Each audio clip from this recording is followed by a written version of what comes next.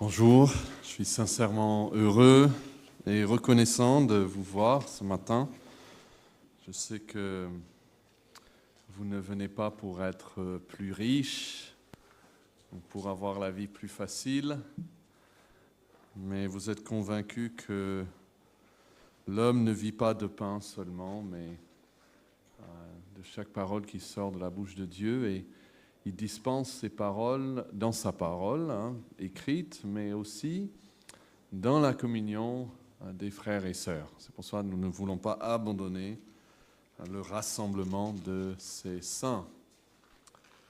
Alors nous sommes aujourd'hui en Juges, si vous voulez bien prendre vos Bibles, et on va faire la deuxième moitié donc, de cette leçon sur les juges. Peut-être vous avez toujours la leçon de la dernière fois, sinon il y en a qui restent, on a imprimé même d'autres, vous pouvez lever la main et voilà, on pourra vous en donner. Alors, la dernière fois, ça fait déjà 3 semaines, parce que on a fait le dimanche de reconnaissance et puis dimanche dernier, on avait un invité. On a parlé surtout de ce cycle d'échecs qu'on voit dans les juges. Un cycle vers le bas. Et ça devient de pire en pire en avançant dans le livre. Et on s'est attardé sur le péché de l'homme. Est-ce que quelqu'un peut résumer un peu le thème de tout le livre de Juges? Parce que ça inclut le péché de l'homme, mais on ne peut pas y rester là. Alors, dans vos propres mots, quel est le thème de ce livre? Peut-être on peut avoir une ou plusieurs réponses même. Des idées? Qu'est-ce qui vous vient à l'esprit quand vous pensez au livre des juges? Ok, on a la phrase, répétée même, que chacun suivait sa propre voie, ou faisait ce qui était droit à ses propres yeux. Autre chose?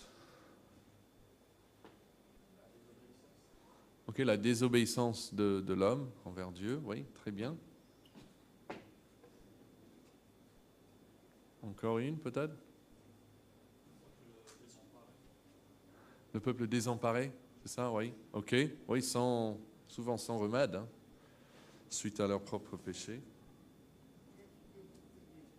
Et puis, voilà, parce qu'on va y arriver aujourd'hui, c'est le péché de l'homme d'un côté, mais on voit aussi que là où le péché abonde, qu'est-ce qu'on voit? On voit la grâce qui surabonde. Et ça, c'est vraiment ce que nous voyons même dans tous ces cycles.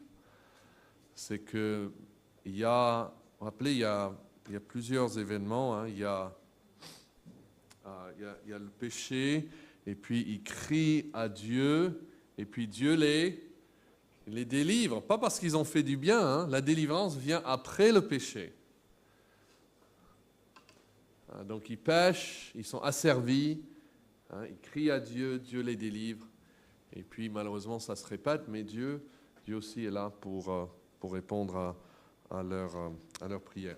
Alors trouvez chapitre 2, Juge chapitre 2. Parce que là, on va juste revoir rapidement un aspect de ce cycle. Alors regardez le début du chapitre 2. Josué est toujours en vie. Parce que si vous regardez le verset 7, ça va parler de la mort de Josué. Dieu est fidèle, ça c'est au verset 1. Je vous ai fait monter hors d'Égypte, dit Dieu. Je vous ai amené dans le pays que j'ai juré à vos pères de vous donner. Donc Dieu tient sa parole, Dieu est fidèle. Mais de l'autre côté, verset 2, vous ne traiterez point d'alliance avec... Enfin, ça c'est ce qu'il a dit, pardon. Vous ne traiterez pas d'alliance. Mais regardez la deuxième partie du verset 2. Mais vous n'avez point obéi à ma voix. Donc ça, c'est la désobéissance de ce peuple. Alors, quel est le résultat? Verset 3, j'ai dit alors, je ne les chasserai point devant vous, mais ils seront à vos côtés, et leurs dieux vous seront un piège. » Après, nous voyons que le peuple se repent, il crie à l'Éternel, et Dieu répond favorablement. Mais le cycle avance très rapidement. Si vous regardez le verset 13, juste après la mort de Josué, ils abandonnèrent l'Éternel, ils servirent Baal et les Astartés. Probablement c'est la forme femelle de Baal, hein, mais c'est la même religion. Et la colère, verset 14 de l'Éternel, s'enflamma contre Israël. Il les livra entre les mains de pillards qui les pillèrent. Il les vendit entre les mains de leurs ennemis d'alentour. Il ne put résister à leurs ennemis. Partout où ils allaient, la main de l'Éternel était contre eux pour leur faire du mal, comme l'Éternel leur avait dit. L'Éternel leur avait juré. Ils furent ainsi dans une grande détresse. Verset 16. Et puis l'Éternel suscita des juges afin qu'ils les délivrent de la main de ceux qui les pillaient. Mais ils n'écoutèrent point, pas même leurs juges. Donc ils recommencent, ils se prostituèrent à d'autres dieux, se prosternèrent devant eux, ils se détournèrent promptement de la voie qu'avait suivie leur père, ils n'obéirent point comme eux au commandement de l'Éternel. Verset 18, lorsque l'Éternel leur suscitait des juges, l'Éternel était avec le juge et il les délivrait de la main de leurs ennemis pendant toute la vie du juge, car l'Éternel avait pitié de leurs gémissements contre ceux qui les opprimaient et les tourmentaient. Mais à la mort du juge, ils se corrompaient de nouveau. Qu'est-ce que ça dit après? Encore plus que leur père. Vous voyez? Donc, même dans le livre de Juges, ça nous présente objectivement le fait que cette histoire est présentée comme un cycle qui se répète. Donc, on doit chercher ça. C'est ça qui va arriver. Ils vont pécher encore plus et ça va aller encore plus. Donc, si vous avez vos notes devant vous, vous voyez là sur la page 3, le cycle d'échecs. Et on a vu les différentes catégories d'échecs, le compromis, l'idolâtrie. On tourne la page, on a l'immoralité, et on a la violence et la désunion. Et nous avons noté très chose intéressante, c'est que dans l'épilogue, il y a 2 histoires. Et dans l'un, le Lévite, je crois que j'avais dit que c'était Mika mais je me suis trompé. C'est le Lévite qui est le petit-fils de... Vous vous rappelez? Cette histoire de Mika et les idoles. Le Lévite qui le sert, il est le petit-fils de Moïse. Et puis, dans l'autre histoire, là, il y a l'immoralité, la femme qui est coupée en morceaux, etc. On nous dit que c'était au temps du petit-fils de Aaron. Donc, on fait mention dans ces 2 histoires au petit-fils de Moïse et au petit-fils d'Aaron pour nous dire comment les choses sont arrivées si rapidement. Et parfois, nous, on voit, wow, les choses changent rapidement. Ben, c'est vrai, ça peut se faire très, très rapidement. Et on voit ça dans les juges. Hein, le monde autour de nous peut changer très, très rapidement. Je me rappelle à la radio, j'écoutais une fois un témoignage d'un résistant français, mais il était en Allemagne en tant qu'étudiant au temps de Hitler, et il a dit « Je ne croyais pas, je me disais c'est impossible, il ne va pas aller si loin que ça. » Et chaque étape, il a dit, je me suis dit, c'est certainement la dernière, il ne peut pas aller plus loin, jusqu'au jour où il a dû fuir pour sa propre vie. Il ne voulait pas croire. Et bon, on n'a pas besoin d'avoir peur du lendemain, parce que Dieu contrôle tout. En même temps, on sait qu'on voit dans des cycles que le monde peut vite tomber dans les ténèbres, dans l'idolâtrie, dans l'immoralité, mais que Dieu, quand même, est fidèle. Et c'est ce que nous voulons voir. Là, si vous êtes sur la page 1, 2, 3, 4, vous avez vers le bas, vous avez la lettre B, et c'est marqué la fidélité du Seigneur.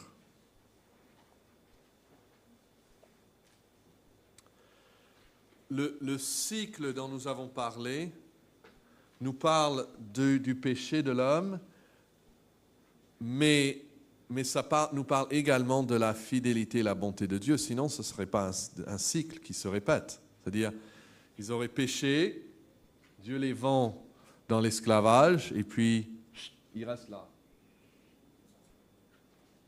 Voilà. Il n'y aurait pas de juge, en fait. Il n'y aura que... on pourrait appeler le livre « Les maîtres païens », les nations païennes qui règnent sur Israël. Mais non, en fait, le livre s'appelle des juges. Les juges sont des juifs. Ils sont suscités par Dieu. Pourquoi? Parce que quand Dieu les voit au plus bas, à cause de leur propre péché, Dieu intervient. Et là, déjà, ça devrait être un encouragement pour nous à la fin de l'année. On se demande si Dieu est fidèle, mais regardez ce que j'ai fait, j'ai chuté encore pire que la dernière fois. Oui, c'est là que Dieu intervient, en fait, quand nous crions à lui. Et c'est la fidélité, donc, de Dieu. Et le verset que nous avons lu tout à l'heure, en Juge 2, 18, « L'Éternel avait pitié de leurs gémissements contre ceux qui les opprimaient et les tourmentaient. » Ils ont péché, sa colère est là, mais il a pitié. Et plus tard, le psaume 103 va l'expliquer comme cela. Il a dit, il est comme un père a compassion de ses enfants, l'Éternel a compassion de ceux qui le craignent, car il sait de quoi nous sommes formés. Il se souvient que nous sommes poussière. Donc, quand vous lisez Juge, vous devez être aussi encouragé. Dieu reste fidèle. Dieu répond toujours à la prière. Et on le voit de plusieurs manières. Numéro 1, on a la défaite des ennemis. Yahvé, il montre sa compassion dans l'intervention, même physique, de leur situation.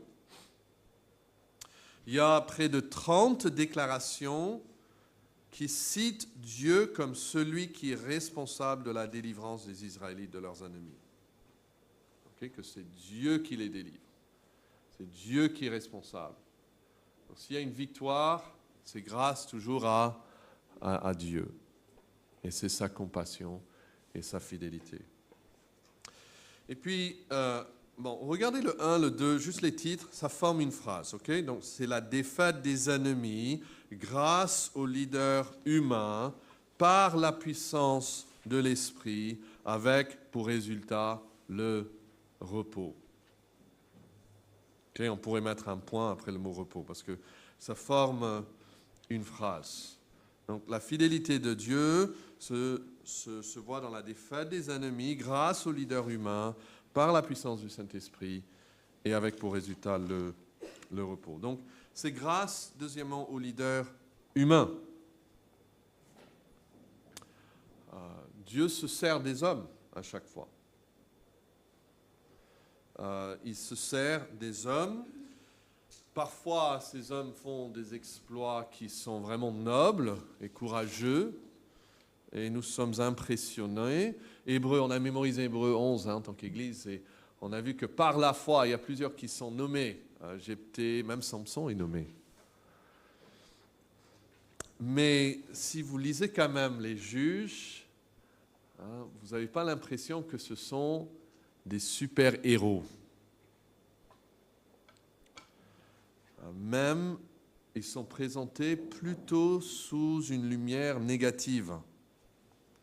On voit leurs faiblesses, on voit leurs péchés, on voit leurs imperfections. Depuis le début, vous avez noté plusieurs choses ici. Éhud, il trompe. Barak refuse de combattre à moins que Déborah, la femme, l'accompagne. Sinon, il dit je ne vais pas. Gédéon, après qu'il a reçu un ordre de la part de l'Éternel, Dieu s'est apparu même à lui, visiblement. Il refuse d'aller lui-même aussi jusqu'à ce que Dieu fasse encore un miracle. Et puis quand Dieu fait un miracle, il dit « Ok, maintenant il faut faire le revers, il faut faire encore un autre miracle. » Donc il ne faut pas utiliser cette prière de Gédéon comme un modèle pour nous, hein, que nous on doit faire, Seigneur, si tu veux, ben fais... Non, non. En fait, ça nous montre la crainte qu'avait Gédéon. Au lieu de dire, ok, j'y vais, j'obéis la première fois, non, il n'obéit pas la première fois, ni la deuxième fois, ni la troisième fois. Il lui faut plusieurs miracles avant qu'il est prêt à s'engager. Plus tard, vous vous rappelez qu'en Juge 8, Gédéon va même fabriquer un éphod et les Israélites vont l'adorer. La Bible dit que ça devient un piège pour eux. C'est lui-même qui les délivre des conséquences de l'idolâtrie et puis c'est lui-même qui donne le piège dans lequel ils vont retomber, par lequel ils vont retomber dans l'idolâtrie. Et puis Samson. Ouais, est-ce qu'on a besoin de parler de Samson? De défendre ses actions? Rappelez, il dit « Je veux cette femme » à ses parents. Même qu'elle soit païenne et de l'ennemi. Et puis, il va vers au moins deux prostituées. Il va mourir. Il va être capturé pas par la force des hommes, hein, mais par une femme païenne. Donc, Dieu se sert des hommes qui sont faibles, qui sont pécheurs. Et je crois qu'il y a deux raisons, au moins. Une de ces raisons est marquée ici, dans vos notes. Il dit « Le dessein de Dieu en travaillant à travers des gens aussi peu qualifiés est exprimé dans ses paroles à Gédéon, en lui faisant réduire son armée à 300 hommes. » Et Juge 7, verset 2 dit « Le peuple que tu as avec toi est trop nombreux pour que je livre Madian entre tes mains. Il pourrait en tirer gloire contre moi et dire « C'est ma main qui m'a délivré. » Donc Dieu veut vraiment qu'il ait la gloire. Et Dieu fait exprès de révéler les imperfections de ses ministres afin que lui attire la gloire. Je me rappelle quand j'étais encore assez jeune et ça m'a frappé le fait que devenant pasteur, Dieu allait faire exprès de révéler mes imperfections aux autres. Et on n'aime pas même cette idée, me fait peur en tout cas. Mais il le fait pour que la gloire revienne, non pas à un homme, mais à Dieu.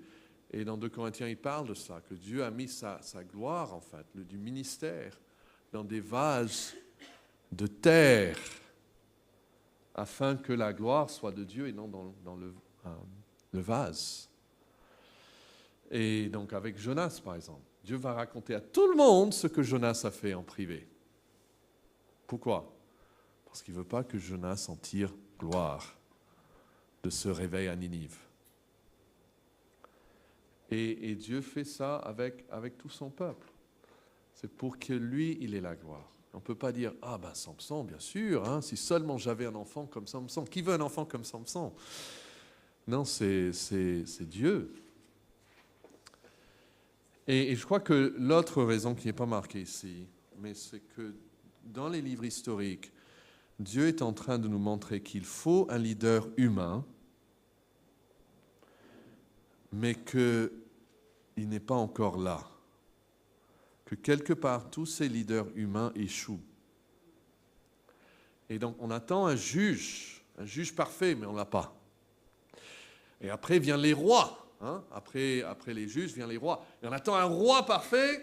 Ah, on a David, on a Salomon, mais ben non, les deux vont nous décevoir. Mais le temps viendra où Dieu enverra son propre Fils. Et lui sera le juge parfait, le roi parfait. Donc, ces livres nous font anticiper la venue du Messie, du vrai roi, du vrai juge, en nous montrant qu'on a essayé toutes les autres options et elles n'ont pas marché. Il nous faut vraiment le Christ. Donc voilà, pour revenir donc à la phrase, la fidélité du Seigneur, c'est la défaite des ennemis grâce au leader humain. Et tout ceci par la puissance de qui? Voilà, de l'Esprit. Et ça, c'est facile à manquer, en tout cas pour moi, hein, de lire le Juge et de même pas penser à l'Esprit. Mais le livre contient 7 déclarations concernant l'Esprit. Peut-être on peut lire celui de Gédéon. Est-ce que quelqu'un veut lire ce chapitre 6, verset 34? Voilà, celui qui trouve, lisez, même sans micro, c'est pas grave. 6, 34.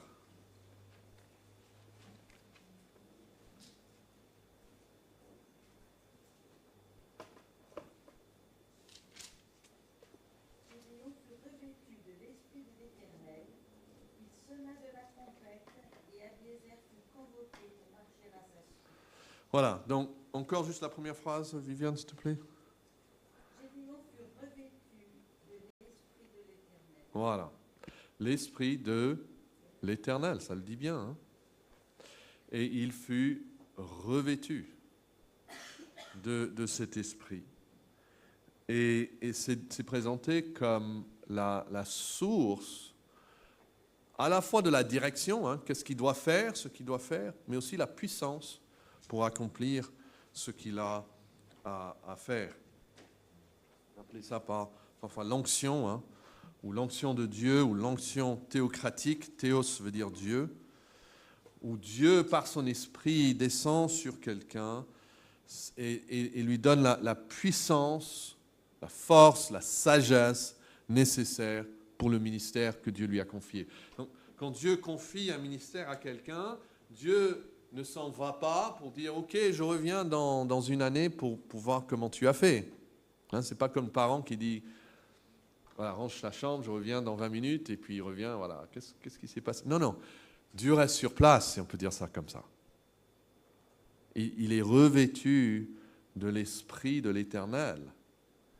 Et c'est dans la puissance de l'Esprit qu'il peut après agir et faire ce qu'il a à faire. Donc, le ministère de l'Esprit Saint va être beaucoup plus éclairci dans le Nouveau Testament.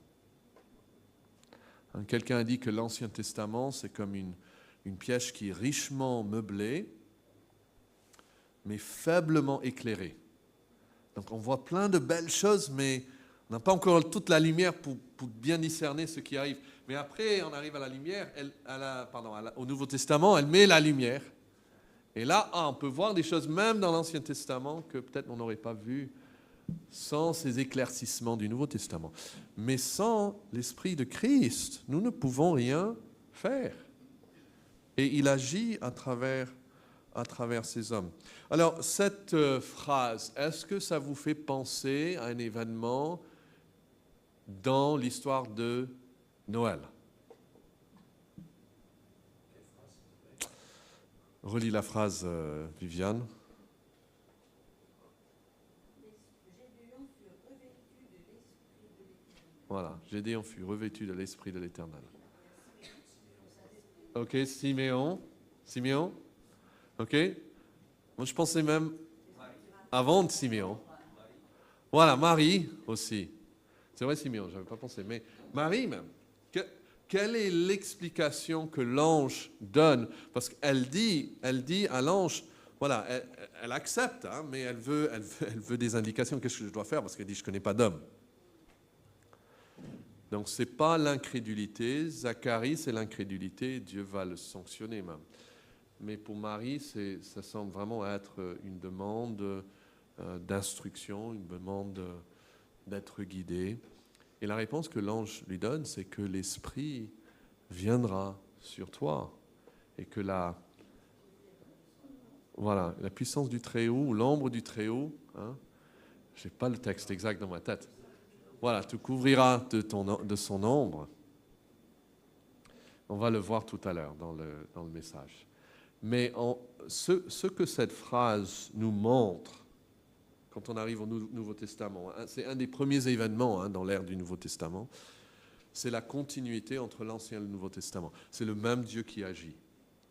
Et le même esprit qui a revêtu un Gédéon, un Samson, c'est le même qui va venir sur cette jeune fille vierge, qui va regarder, comme elle dit elle-même, sur la bassesse de la servante de Dieu. Et c'est lui qui va agir pour que l'enfant qui est né d'elle sera appelé fils de Dieu. Et l'ange lui dit, toutes choses sont possibles à Dieu. Oui, il dit, je crois que rien n'est impossible à Dieu quand l'Esprit est là. Donc vous voyez, c'est des moments très, très sombres de l'histoire, on juge. Mais quand l'Esprit revêt Gédéon, il n'a que 300 hommes. Enfin, c'est des milliers, des milliers, des milliers. Et c'est la victoire complète. C'est très, très beau. Et puis, le résultat de tout cela, donc pour reprendre encore la phrase, c'est la défaite des ennemis grâce au leader humain, par la puissance du Saint-Esprit, et avec pour résultat quoi? C'est numéro 4, sur page 6, je crois. Le repos. Et ça, numéro 4, avec pour résultat le repos. Le texte mentionne parfois il y avait du repos pendant 40 ans. Et je crois que je vous ai dit ça la dernière fois, mais il faut savoir que ce n'est pas toutes les tribus ensemble ici. Les juges, il n'y avait pas de juges qui étaient juges sur toutes les tribus au même temps. Donc il y avait du repos dans ce coin-là pendant 40 ans. Il y a même des histoires qui se chevauchent, parce qu'il n'y avait pas de roi qui avait fédéré toutes les tribus ensemble. Mais en tout cas, on voit que le résultat de ce que Dieu fait, le désir pour Dieu, c'est de donner à son peuple un vrai, légitime repos. Et que s'ils avaient obéi à Dieu, ce repos n'aurait jamais été brisé. Et en hébreu, ça va revenir sur cela. Le pays de Canaan est même présenté comme le lieu de repos, et à cause de leur incrédulité, ils n'ont pas pu entrer dans le repos. Et après, il dit, mais je veux que vous sachiez aujourd'hui, il y a encore un repos pour vous, pour le peuple de Dieu. C'est un repos éternel. Et efforcez-vous d'entrer dans le repos, il dit. Parce qu'il y en a qui vont le rater, il y en a qui, à cause de leur incrédulité, ne vont pas connaître le repos éternel de Dieu. Donc, c'est des petits repos, ça ne dure pas longtemps, c'est imparfait, mais c'est quand même une image de ce que Dieu veut faire et nous fait penser à ce repos. Quel repos on chante? Céleste. Et un jour éternel que nous aurons quand enfin, Seigneur, auprès de toi, j'aurai ma place. Ça, c'est le thème et le cycle de juge. Donc, pensez au péché de l'homme et pensez aussi à la grâce de Dieu. Et puis, on termine là avec le grand numéro 4, l'application. Alors, avant de lire même, qu'est-ce qui vous vient à l'esprit? Juste quelques petites applications que nous, on peut tirer de ce livre de Juges dans son ensemble. Vous avez des pensées?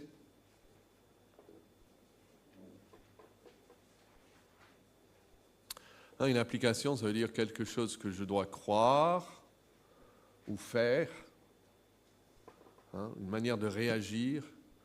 Comment est-ce que l'impact que ça devrait avoir sur ma vie?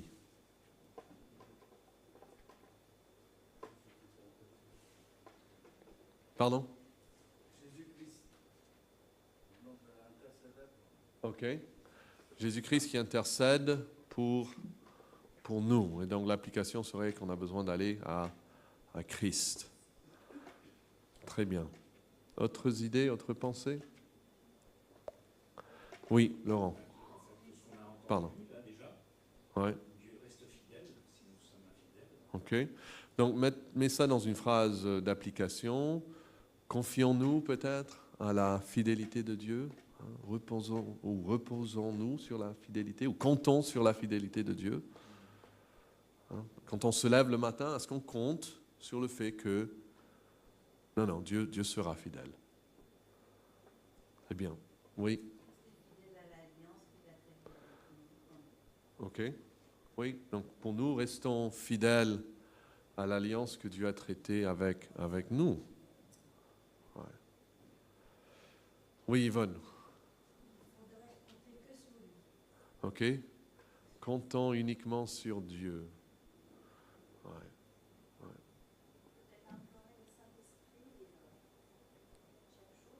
Ok? Très bien. Implorer. Ouais. Implorer le Saint-Esprit. Veillant à ne pas l'attrister, elle dit. Parce qu'on voit, une des choses qui joue un rôle, c'est la prière aussi dans ce livre. Ils crièrent à l'Éternel. Et Jacques, plus tard, va nous dire, vous n'avez pas parce que vous ne... Voilà. Et donc, voilà, c'est une très bonne application aussi. Autre pensée.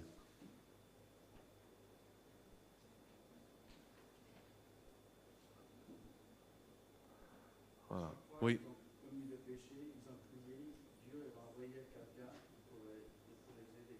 Ok. Donc de la même manière, on pense en Jésus-Christ, quand on commet des péchés, la seule solution, demander pardon à Jésus-Christ, et puis il nous pardonne, il nous sauve. Voilà.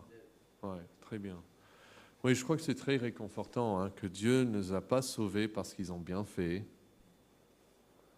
Dieu les a délivrés dans leurs péchés, de leurs péchés, et par sa grâce, parce qu'il a eu pitié d'eux. Et nous aussi, on vient à Dieu, on n'a rien à lui donner, mais on dit, on sait que tu es un Dieu sauveur. C'est dans ta nature de sauver. Donc je demande pitié. Oui. J'aimerais aussi mentionner ce verset qui correspond à 1 Jean 9. En fait, si nous confessons nos fautes, il est juste et fidèle pour nous pardonner et nous purifier de toute iniquité. Autrement dit, en revenant au Seigneur, en fait. Amen. Ouais. Confessons nos péchés. Et puis, il est fidèle de nous pardonner. Oui, c'est excellent. Et c'est comme ça que Dieu veut qu'on réfléchisse en lisant sa parole. C'est de voir, pas seulement, on cherche plus que juste trouver un verset, on cherche aussi quel est le message global de ce chapitre, ou de ce paragraphe, ou parfois même de ce livre. Parce que là aussi, il y a des choses à apprendre. Et puis, on réfléchit comment est-ce que je peux l'appliquer à ma vie, vivre à la lumière de ces vérités. Et nous voyons que, par exemple, ce que tu sèmes, la Bible dit, tu moissonneras. Et ça, on voit cette vérité. Ils sèment dans la désobéissance, ils vont moissonner après l'esclavage. Et Romains 6 dit, ok, vous êtes libres du péché, alors pourquoi vous asservir encore au péché ? Vous donnez encore au péché et vivre comme si vous étiez esclave. Non, vous n'êtes pas esclave, mais il y a des conséquences. Mais après, même dans ces conséquences, on tourne vers Dieu. Voilà, donc, réfléchissons et prions que Dieu nous aide à apprécier encore plus ce très beau livre. Et puis, on parlera de Ruth, le livre de Ruth,